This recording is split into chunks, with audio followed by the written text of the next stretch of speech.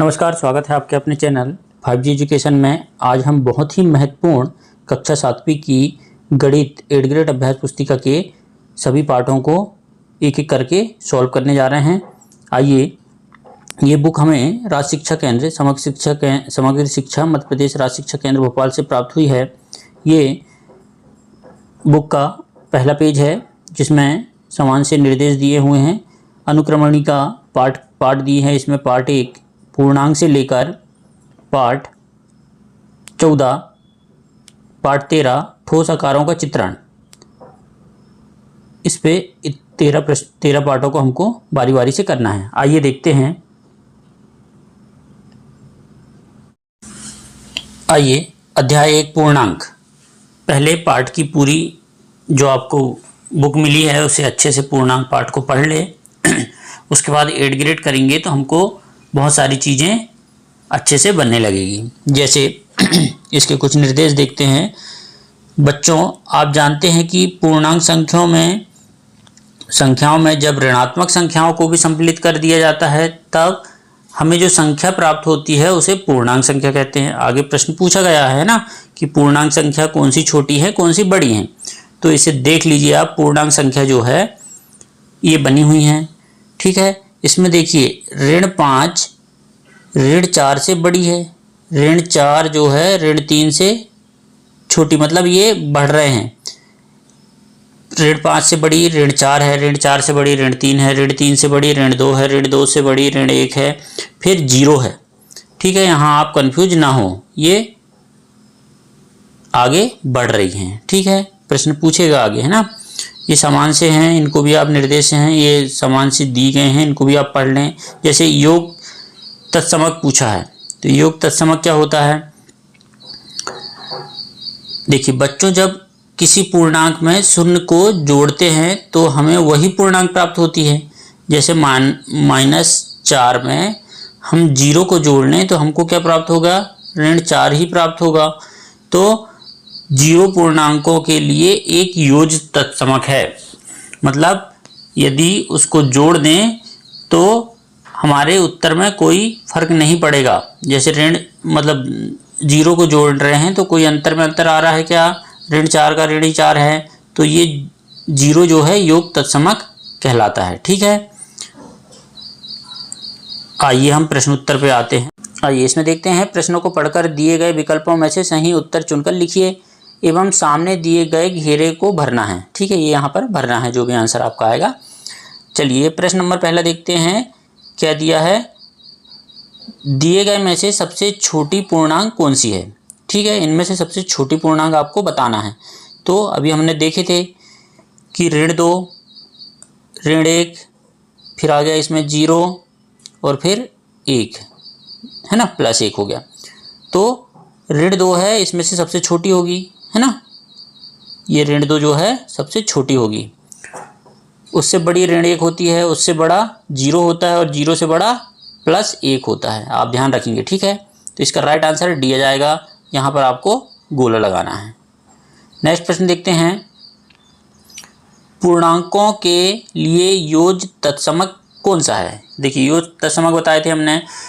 मान लो -4 में योज्य तत्समक को जोड़ेंगे तो ऋण 4 ही रहेगा। तो 0 ऋण 4 मान लो, एक एग्जांपल दे रहे हैं कि ऋण 4 है या जो भी है, ऋण 5 है, इसमें 0 को जोड़ेंगे तो वो ऋण 5 ही होगा। इसलिए 0 क्या है, योज्य तत्समक शब्द योज्य तत्समक कहलाता है। तो सी इसका राइट आंसर आ जाएगा। नेक्स्ट देखते हैं। a भागित -1 का मान क्या होगा। तो देखिए इसका राइट आंसर आ जाएगा सी, a भागित -1। तो इसका मान कितना जाएगा, -a, ठीक है। सी इसका राइट आंसर है। नेक्स्ट देखते हैं। -16 भागित कोष्टक के अंदर दिया है 6 + -2 का मान आपको बताना है, ठीक है। ये देखिए हमने इस पर रब में करके देखे हैं। ये लिखे हमने प्रश्न को, है ना। 6 प्लस धन ऋण का यहाँ हो गया, ये धन ऋण का यहाँ हो गया ऋण, तो ऋण 2 लिख दिए। तो क्या हो गया, ऋण 6 में मतलब 6 में से 2 गए तो 4 बचा, तो 16 भागित 4, 4 चौके 16, तो -4 जो है इसका राइट आंसर आ जाएगा। तो डी इसका राइट आंसर होगा। ठीक है, नेक्स्ट देखते हैं। यदि सोमवार को श्रीनगर का तापमान -3 अंश था और मंगलवार को तापमान 3 अंश सेल्सियस और कम हो गया, मतलब माइनस हो गया है ना, तो मंगलवार को श्रीनगर का तापमान कितना हो जाएगा? सोमवार को था -3 और 3 कम हो गया तो -6। तो डी इसका राइट आंसर आ जाएगा। नीचे दिए गए प्रश्नों को हल करना है। ठीक है, नीचे दिए गए क्या प्रश्न है? एक ऐसा पूर्णांक युग्म लिखिए जिनका योग -3 है। तो हमने -5 और +2 ले लिए। देखिए ऋण 5 और धन 2, तो धन ऋण का क्या हो जाएगा? ऋण, तो ऋण का चिन्ह जाएगा है ना, धन ऋण का ऋण हो गया तो 5 में से 2 गए तो 3, -3। ठीक है, एक ऋणात्मक पूर्णांक और एक धनात्मक पूर्णांक लिखिए जिनका अंतर -8 है। तो ऋण 5 ले लिए और 3 ले लिए, तो ऋण 5 और ऋण 3 का अंतर है ना, तो कितना आना चाहिए? ऋण 8 आना चाहिए। तो ऋण का यहाँ हो जाएगा धन होगा, लेकिन बड़ी संख्या का चिन्ह लगेगा। तो 5 बड़ी संख्या है, तो 5 के सामने क्या है? ऋण है, तो ऋण 8। ठीक है, इस प्रकार आपको सॉल्व करना है। नीचे दिया है पूर्णांकों का एक ऐसा युग्म लिखिए जिनका योग 0 और अंतर 10 हो। ठीक है, हमने +5 और -5 ले लिए। योग देखिए, योग क्या है? ये +5 योग करना है, -5, तो यहाँ धन ऋण का हो जाएगा ऋण। ठीक है, तो 5 -5 हो जाएगा बराबर 5 - 5 बराबर कितना हो जाएगा? 0 हो जाएगा। इसी प्रकार अंतर निकालना है, तो 5 अंतर का -5, तो ऋण का हो जाएगा यहाँ धन। ठीक है, तो 5 और 5 हो जाएगा 10। तो ये हो गया योग में 0 और अंतर में 10। ठीक है, मान ज्ञात कीजिए -42 × 12। ठीक है, तो 12 का आप डायरेक्ट गुणा कर सकते हैं या 2 और 1 का कर सकते हैं। ठीक है, 12 दूनी 24 की 4 हासिल का 2, 12 चौके 48, 48 और 2 50, तो -504 इसका आंसर आ जाएगा। नीचे देखते हैं, किसी पूर्णांक x के लिए -1 × x किसके समान है? तो -1 × x, तो इसका गुणा हो जाएगा इसमें, तो 1x आ जाएगा है ना, तो -x के समान होगा। नेक्स्ट देखते हैं, बहुत ही महत्वपूर्ण प्रश्न है। 11 दोपहर 12 बजे तापमान 0 से 10 अंश सेल्सियस ऊपर था।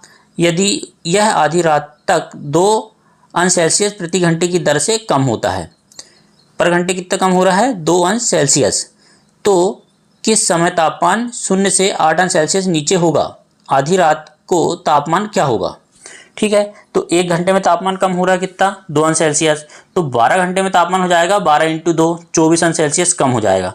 तो आधी रात मतलब 12 बजे का तापमान हो जाएगा 10 अंश सेल्सियस -24 कर देंगे तो कितना आ जाएगा? -14। तो 0 से 8 अंश सेल्सियस नीचे होगा, कब होगा? 10 अंश सेल्सियस -8 अंश सेल्सियस, तो क्या हो जाएगा? ऋण का धन हो जाएगा, कितना हो जाएगा ये? 18 अंश सेल्सियस। ठीक है, टोटल 18 अंश सेल्सियस हो गया और पर घंटे 2 अंश सेल्सियस कम हो रहा है, तो 2 से 18 को भाग दे देंगे तो कितना जाएगा? 9 घंटे। अतः तापमान 0 से 8 अंश सेल्सियस नीचे 9 बजे होगा। ठीक है, इस प्रकार आप इसका हल कर लेंगे। नेक्स्ट है, ऐसे 2 पूर्णांक लिखो जो -3 से छोटी हो और जिनका अंतर -3 से अधिक हो। तो देखिए हमने 2 पूर्णांक ले लिए, -6 भी और -4 भी। तो -6 अंतर बोला है ना, तो ऋण का चिन्ह लगाएं। तो ये यहाँ देखिए आप क्या हो जाएगा? ऋण का, यहाँ ऋण का धन हो जाएगा, ये धन लगा दिए हमने है ना, तो क्या हो गया? -6 + 4 क्या हो गया? यहाँ पर देखिए धन ऋण का यहाँ पर भी ऋण हो गया, तो 6 में से 4 गए तो 2, लेकिन धन ऋण का ऋण हुआ लेकिन बड़ी संख्या का चिन्ह लगेगा, तो बड़ी संख्या क्या है? 6, तो -2। तो -2 जो है -3 से अधिक है, हमने बताए थे पूर्णांक में। ठीक है, इस प्रकार इसको हल करना है। प्रश्न नंबर 13 है, 15 प्रश्नों वाले एक कक्षा टेस्ट में प्रत्येक सही उत्तर के लिए -4 अंक दिए हुए हैं। ठीक है, सही के लिए आपको 4 अंक मिलेंगे और गलत के लिए -2 अंक होंगे, और टोटल प्रश्न कितने दिए हैं? 15 दिए हैं, आपको इतना याद रखना है। ठीक है, जैसे प्रश्न नंबर 1 दिया है, गुरप्रीत सभी प्रश्नों को हल करता है परंतु उसके उत्तर में से केवल 9 सही हैं। तो 9 सही है मतलब 1 के लिए 4 अंक है, तो 9 सही है, तो 9 चुके 36 अंक उनने सही करा। अब देखिए तो गलत कितने करा उनने, टोटल 15 प्रश्न थे, है ना, तो कितने 9 में से 15 में से 9 गए तो कितने प्रश्न बचे, 6 प्रश्न मतलब उनने गलत करा। और गलत के लिए -2 अंक है, मतलब 6 दूनी 12 अंक उसके और कम हो जाएंगे। तो 36 में से 12 जाएंगे तो 24, उसको टोटल 24 अंक मिलेंगे। ठीक है, यहाँ तक आपको समझ में आ गया होगा। ठीक है, नेक्स्ट है 12 नंबर का। उसके मित्र ने सभी प्रश्न हल किए, उसने सभी प्रश्न हल करा जिसमें से केवल 5 उत्तर सही हैं। 15 में से 5 उत्तर उसके सही हैं, और मतलब 10 कितने हैं, गलत हैं।